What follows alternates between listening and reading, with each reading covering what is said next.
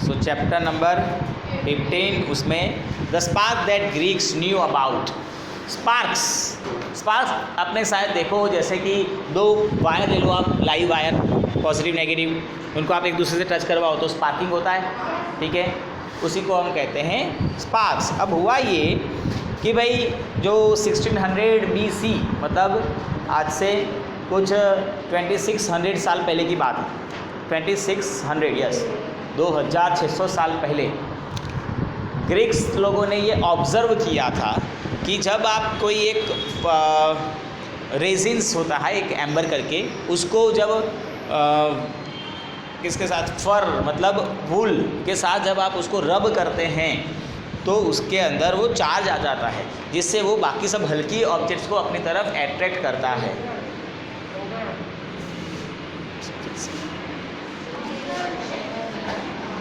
जिसमें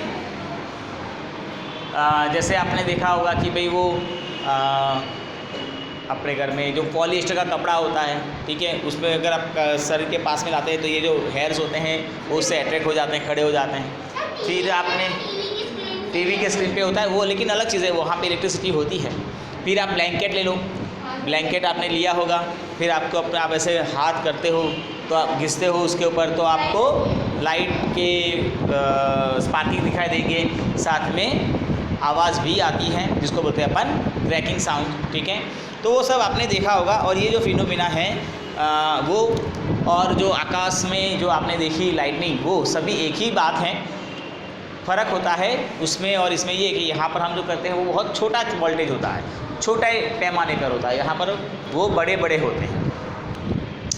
तो in the year of 1752 Benjamin Franklin जो थे एक अमेरिकन साइंटिस्ट, उन्होंने बताया था कि ये सब एक ही फिनोमिना होते हैं। जो कपड़ों पे आपको जो देखने को मिला और जो आपने आकाश में देखा वो एक ही फिनोमिना है, लेकिन फिर भी हमें ये समझते 2000 साल लग गए कि ये एग्जैक्टली होता क्या था। And we shall now study the some properties of electric charge. तो इसमें हमें पहले देखना है charging by rubbing. Charging by rubbing, जब आप रब करते हो तो ऑब्जेक्ट जो होते हैं वो चार्ज्ड हो जाते हैं। तो इसके लिए आपको कुछ एक्टिविटी दी हुई है, जैसे कि एक रिफिल ले लो आप खाली और उसको पॉलीथीन के बैग के साथ आप भिगोरसली रब करो। भिगोरसली मतलब तेज़ी से, आराम से नहीं, से धीरे धीरे नहीं, ठीक है, फटाफट से घिसना है बराबर। हाँ, कौन फट जाएगी? तो ऐसा होता है, ज़्यादा घिसने से फट जाती है। ओह, तो फटने दो, हमें क्या। तो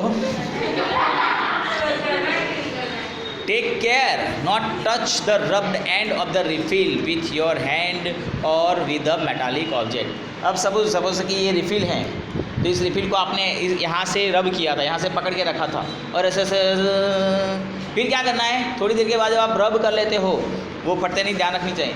तो फिर आप इसको टच नहीं करना है। अगर आपने टच कर लिया तो सारा चार्ज आपकी बॉडी में आ जाएगा, ये डिस्चार्ज हो जाएगा, ठीक है, समझ में आ गया। And then repeat the activity with small piece of dry leaf, husk, mustard seeds and record your observation. क्या उसमें चार्ज आता है या नहीं आता है, देखना चार्ज है। ये ले पकड़, तुझे झटका लगे। अच्छा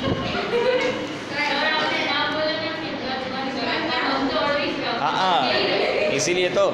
so when a plastic refill is rubbed with polythene it acquires small electric charge. जैसे आपने देखा होगा बर्थडे पार्टी में गए होंगे आप, ये लड़की बर्थडे पार्टी पे को बुलाती है सबको, फिर जैसे अपन चले जाते हैं वहाँ पे तो चलो बालून फुला, सब बैठे, ठीक है, फिर बालून फुलाते हैं आप, फिर बोलते हैं आप दीवार पे चिपका दो। तो आप क्या करेंगे, ऐसे करते हैं, रब करते हैं, फिर दीवार पे लगा देते हैं और वो चिपक भी जाता है। थोड़ी देर के लिए चिपकेगा, ज़्यादा नहीं, क्योंकि जब आप उसको रब करते हो तो उसके अंदर चार्ज एक बार होता है। याद करो, आप वो प्लास्टिक की स्केल से भी करते थे, प्लास्टिक स्केल से ड्राई हेयर में घिसते हैं, गांधी जी नहीं कर पाते थे बेचारे, मजबूरी थी, ठीक है। तो ऐसे करते हैं, फिर आप वो छोटे छोटे पेपर के टुकड़े के पास लेकर आओ तो चिपक जाते हैं। या तो आपने बार बार कंघी की हुई है, बार बार ड्राई हेयर में, फिर जैसे पास में लाते हैं वो बाल खड़े होकर उसकी तरफ चले जाते हैं, हाँ हाँ आजा, और कितना घिसेगा हमको। तो ये सभी जो हमने फिनोमिना बात करी उनमें सब में सेम चीज़ होती है और वो होता है चार्जिंग। रब करने से चार्ज, रब वाला वो वाला नहीं है, हाँ रब रब ने बना दी जोड़ी, मतलब किस चीज़ से बनाई जोड़ी, वो अलग चीज़ है। सो इन द प्रोसेस, भाई वो अलग चीज़ है। In the process of charging the refill, the plastic comb, polythene and hair, ये सब चार्ज हो जाते हैं। तो इसके लिए आपको एक एक्टिविटी गरजे वाची कार्ड जो करवानी जरूर थी। देखो तो यहाँ पर आपने देखे 2 बलून लटके हुए दिख रहा है। अब समझो इन दोनों बलून को आपको रब करना है आपके बालों में, ठीक है, और बाल ड्राई होने चाहिए एकदम मेरे जैसे स्मूथ, ऐसे ऑयली वाली नहीं रखने हैं, जब भी ऑयल चिपक जाएगा उसमें बलून के अंदर। हाँ तो फिर ये क्या करूँ, ये क्या तोड़ रखी है फिर दोनों बलून को आपने रब कर दिया, फिर आप छोड़ दो। तो पहले देखेंगे कि दोनों बलून साथ साथ में थे, दिख रहा है आपको, हम साथ साथ हैं, ठीक है। और जैसे ही फिर आपने रब कर दिया, दोनों को करना है, तो आप देखेंगे एक दोनों एक दूसरे से मुंह फुलाकर बैठे होंगे, चल जा तू तारे मारे कहीं लेवा जा। क्यों? क्योंकि अब दोनों बॉडी जो थे वो चार्ज हो चुके हैं। साथ साथ में आप देखेंगे कि दोनों को आपने अपने बालों में रब किया था, दोनों के ऊपर जो चार्ज आया होगा वो सेम होगा, लाइक चार्जेस। और like charges ripple each other, unlike attract each other. अलग अलग चार्जेस होंगे तो वो अट्रैक्ट करेंगे, सेम चार्जेस होंगे तो वो रिपल करेंगे। तो यहाँ पर दोनों बलून जो हैं आप देखेंगे कि वो एक दूसरे से दूर चले जाएंगे। सेम एक्टिविटी आप रिफिल के साथ भी कर सकते हो। आपको 2 रिफिल लेनी है, दोनों को रब करके देखना है और एक दूसरे के पास लाना है। आप देखेंगे कि वो एक दूसरे से दूर जाएंगे, लेकिन अगर आप एक को करेंगे तो वो एक दूसरे के पास में आएंगे, ठीक है। तो इस तरह से आप एक्टिविटी कर सकते हैं। दूसरा आपने क्या करना है, अब रिफिल और बलून ले लेना है, रिफिल एंड बलून ले लेना है। अब आप बलून को या रिफिल को रब करके देखें और फिर एक दूसरे के पास मिलाएं तो वो एक दूसरे के पास में आएंगे, ठीक है। Why it is so. तो यहाँ पर दोनों अलग अलग चार्ज हैं, आपने रिफिल को और बलून को अलग अलग चार्ज किया हुआ। तो याद रखिए मेरी बात कि like charges attract ripple each other, 2 same जैसे होंगे, ये दोनों सेम हैं तो एक दूसरे को रिपल करेंगे, ये दोनों सेम है तो रिपल करेंगे, लेकिन अलग अलग तो अट्रैक्ट करेंगे, ठीक है।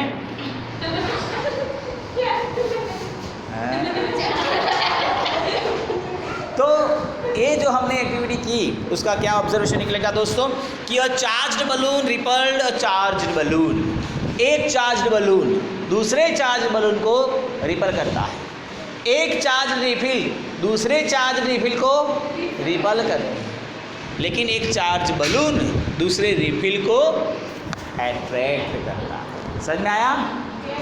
2 चार्ज बलून क्या करेंगे, रिपल करेंगे, 2 चार्ज रिफिल क्या करेगी, रिपल करेंगे, लेकिन रिफिल और बलून अट्रैक्ट करेंगे। समझ में आया? पक्का? Okay. So does it indicate that the charge on the balloon of a different kind from a charge on the refill? Yes. Balloon के ऊपर जो चार्ज था वो और जो रिफिल के ऊपर चार्ज था वो दोनों डिफरेंट थे। यस, इसीलिए तो उन दोनों ने एक दूसरे को रिपल किया। Can we say that then that there are 2 kinds of charges? 2 तरह के चार्जेस होते हैं, एक होता है पॉजिटिव, एक होता है नेगेटिव। तो it is a convention. Convention मतलब क्या, जो सालों से कहते आए हैं, वो हमारे बाप दादा पूर्वज जो कहते थे वो हम मानते हैं, उसको बोला जाता है कन्वेंशनली, ठीक है। तो it is a convention to call the charge acquired by a glass rod when it is rubbed with silk as positive.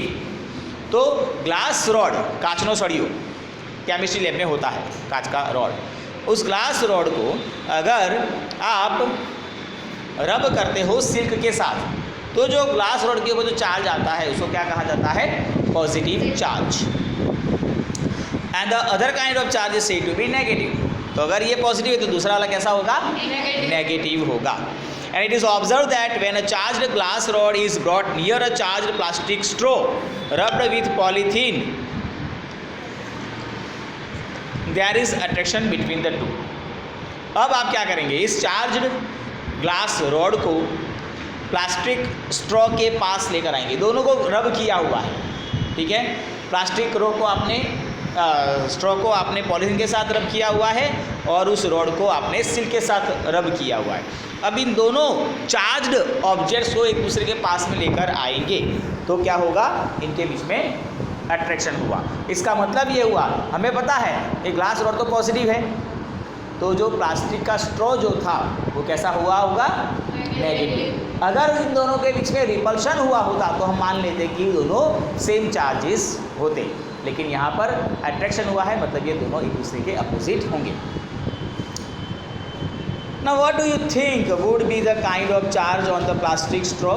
As I told you guys, it is a negative.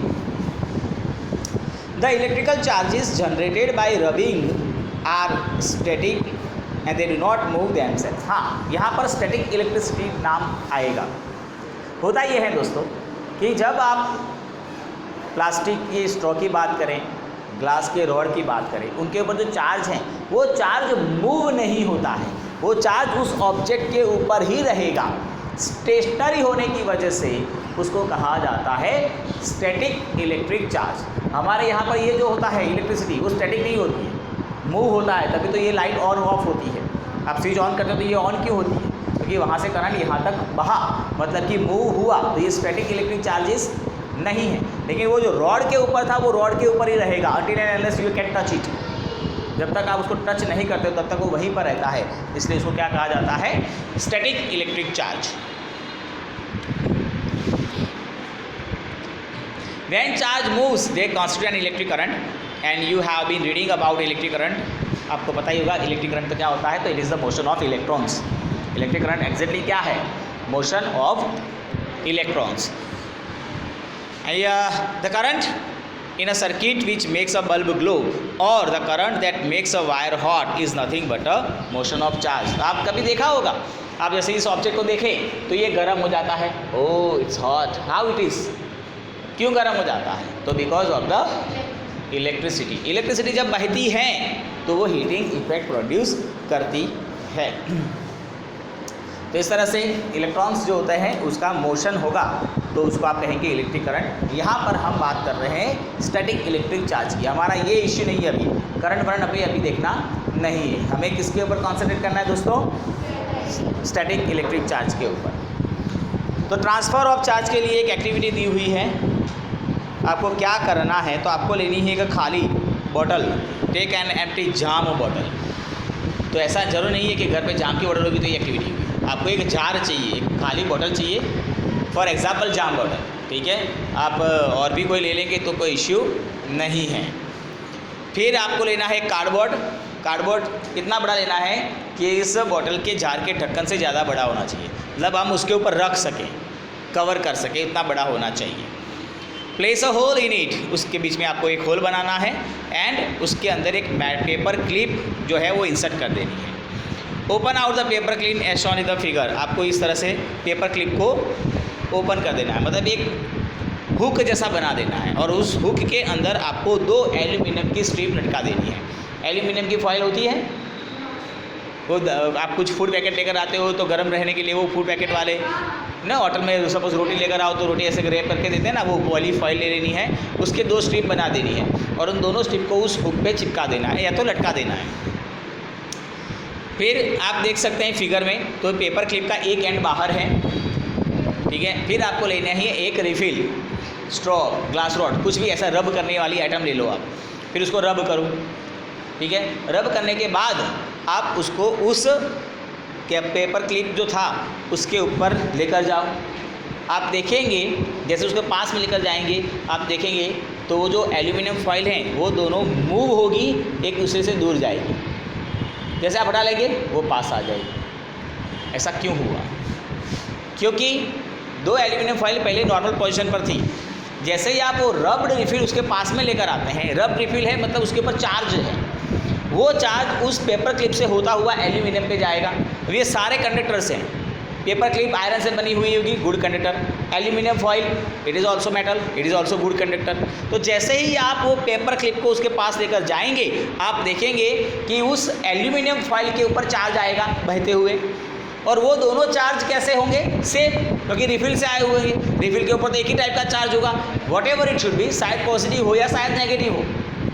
लेकिन जो भी होगा वो दोनों aluminium foil के ऊपर आएगा। अब एल्यूमिनियम फॉइल के ऊपर एक जैसा चार्ज आ जाता है जिसकी वजह से एक दूसरे को रिपल करेंगे, और जैसे आप फिगर में देखते हैं वो एल्यूमिनियम फॉइल एक दूसरे से दूर चली जाती है।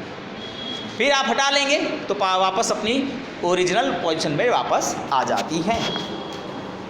So guys, the aluminum foil strips receive the same charge from the charge refill through the paper clip, and the strip carrying similar charges repel each other.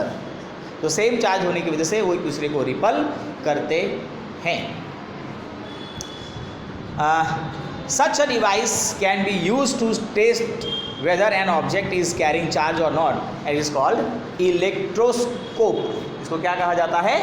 Electroscope. ये सिर्फ और सिर्फ ये जानने के लिए है कि whether the object is charged और नॉट, सिर्फ यही पता कर सकते हैं। Thus we find that electric charge can be transferred. यहाँ से हमें ये पता चलता है कि इलेक्ट्रिक चार्ज ट्रांसफ़र हो सकता है फ्रॉम चार्ज टू अनदर, लेकिन इसके लिए मेटल कंडक्टर होना ज़रूरी है।